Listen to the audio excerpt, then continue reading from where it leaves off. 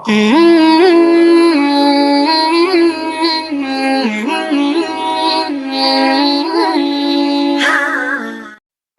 اللہ تعالیٰ نے اس کو ایسے ہی ادھورا نہیں چھوڑ دیا این یترا کا صدا، کہ وہ ٹیسٹ تو بہت مشکل ہے، اس کا امتحان بہت سخت ہے، کٹھن ہے۔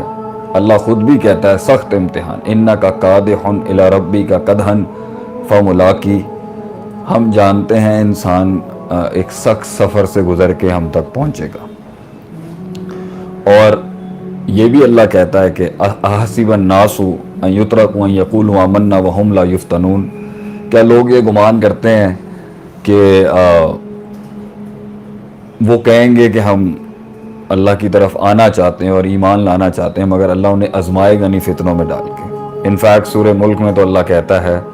کہ الذی خلق الموت والحیات لیبلوکم ایکم احسن عملا،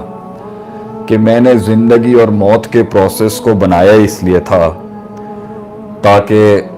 چیک کیا جا سکے، لیبلوکم، کہ تم میں سے اچھے عمل والا کون ہے۔ احسن عمل، ایک تو عمل ہو پروڈکٹیوٹی، دوسرا احسن ہو اٹ از آن سٹینڈرڈز۔ تو زندگی سفر ہے، ایک لمبا سفر ہے، سخت سفر ہے، it's a hard walk of life, مگر اللہ تعالیٰ نے انسان کو دو ایسی طاقتیں دی ہیں جس کے تحت انسان سے بڑی چیز بن سکتا ہے، اور وہاں پر وہ فرشتوں سے بھی بڑا ہو سکتا ہے۔ مرتبے کے لحاظ سے تو نہیں، اللہ تعالیٰ کی وہ بڑی مخلوق ہے، مرتبے کے لحاظ سے بھی، پرفارمنس کے لحاظ سے بھی۔ اور اگر انسان چاہے تو انہی دو طاقتوں کے استعمال کے ساتھ اپنے آپ کو اسفل سافلین، احسن تقویم سے، لقد خلقنا الانسان فی احسن تقویم سے وہاں تک لے کے جا سکتا ہے کہ جہاں اللہ اسے انسان بھی کنسیڈر نہیں کرتا، جہاں اللہ انسان کو زندہ بھی کنسیڈر نہیں کرتا، اور جہاں اللہ انسان کو جانوروں سے بھی بدتر کہہ دیتا ہے۔ لیکن فیصلہ انسان کا اپنا ہے، انا ہدیناہ سبیلا اما شاکرا و اما کفورا، کہ if a person wants تو وہ ہی لیو اٹ اور ٹیک اٹ ہے، یہ ڈیل انسان کے اپنے ہاتھ میں ہے۔ رستے اللہ نے دکھائے ہیں اور مختلف طریقے سے اللہ نے انسان کو گائیڈ کرنے کی کوشش کی۔ اللہ اگرچہ کہ ٹیسٹ غیب کا ہے، پہلا آرٹیکل بھی جو اللہ نے انسان سے ڈیمانڈ کیا نا وہ ہے الذین یؤمنون بالغیب کا، کہ ان دیکھے اللہ، ان دیکھی جنت، ان دیکھی جہنم، ان دیکھے فرشتے اور ملائکہ، اور ان دیکھا قبر اور اس کے آگے کے مراحل، اور ان دیکھے جنات۔ یہ غیب کے ایلیمنٹس کو جو ہے مینیفسٹ کرنا اپنے کریڈ میں، اپنے نظریے میں، اور پھر ایک ڈرائیو کریٹ کرنا اپنے اندر، اور پھر ایک ارادہ کریٹ کرنا اپنے اندر، انیشیٹ کرنا اپنے آپ کو، یہ آسان کام نہیں ہے۔ لیکن کچھ اس میں گر جائیں گے، مگر کچھ کے بارے میں اللہ نے ان عبادی اپنے یا کے ساتھ نسبت دی ہے، میرے بندے، خاص میرے بندے، ایک بریڈ ہے انسانوں کی جو اس ان دیکھے ٹیسٹ کو پورا کرے گی، اور دنیا کے اندر ایسے ایسے شاہکار عمل کی اور پروڈکٹیوٹی کے، ایفیشنسی کے، افیکٹونیس کے،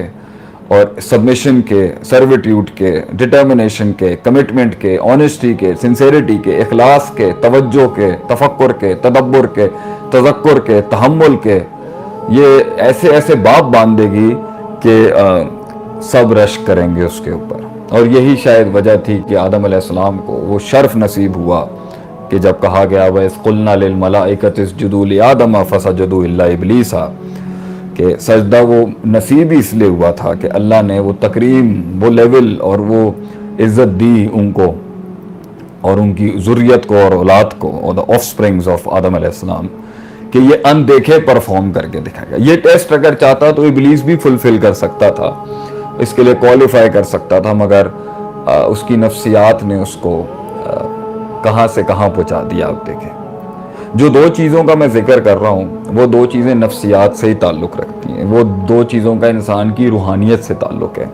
وہ دو چیزوں کا انسان کے قلبی رجحان سے تعلق ہے، وہ انگریڈینٹس ہیں جو انسان کی انر اسپریچول ورلڈ کو کانسٹیٹیوٹ کر کے ایک اس کی بیہیویئرل، فزیکل، سائیکالوجی کو مینیفیسٹ کر رہی ہوتی ہیں، کنسٹرکٹ کر رہی ہوتی ہیں۔ ایک اس کے اندر ہے اس کا علم، اور دوسرا ہے اس کے اندر اس کا عمل کرنے کی طاقت جسے ہم نیت کہتے ہیں. اگر یہ دونوں انسان کی صحیح ڈائریکشن میں وہ لے کے چلے کہ ایک تو اس کا علم ہے, اللہ نے انسان کو نا علم حاصل کرنے کا, ادراک کرنے کا, نالج کو بڑھانے کا, اپنے مائنڈ سیٹ کو بلڈ کرنے کا اختیار دیا ہے اور اپرچونٹی بھی دی ہے. اگر انسان اس چیز کو بہت صحیح طریقے سے استعمال کرے تو ڈیفینیٹلی یہ علم انسان کو ان دیکھے ایلیمنٹس میں بھی یقین پیدا کرا دیتی ہے. مگر علم محض مطالعے اور محض پڑھنے اور محض تفکر اور کانٹمپلیشن سے ہی نہیں بڑھتا. علم کا ایک بہت بڑا آرٹیکل یہ ہے کہ یہ کندن بنتا ہی تب ہے جب یہ عمل کی گھاٹی سے گزرتا ہے, عمل کی آگ سے گزرتا ہے, جس کے لیے اس کو نیت کا دروازہ کھولنا پڑے گا, ارادے اور پختہ فیصلوں سے اپنے علم کو گزارنا پڑے گا. ایک آیت جیسے لے لیتے ہیں ہم قرآن میں, اللہ کہتا ہے وَمَن يَتَّقِ اللَّهَ يَجْعَل لَّهُ مَخْرَجًا کہ وَمَن يَتَوَكَّلْ عَلَى اللَّهِ فَهُوَ حَسْبُهُ, جو اللہ پر توکل کرتا ہے اللہ اس کے لیے پورا ہو جاتا ہے, کافی ہو جاتا ہے, اس کے جتنا اس کو چاہیے اس ہو جاتا ہے. اور جو اللہ کے لیے اللہ کی تقوی اختیار کرے گا, گاڈ کانشیسنس اختیار کرے گا, اللہ اس کے لیے نکلنے کا راستہ نکالے گا. اب یہی کانسیپٹ کے اوپر ایک آدمی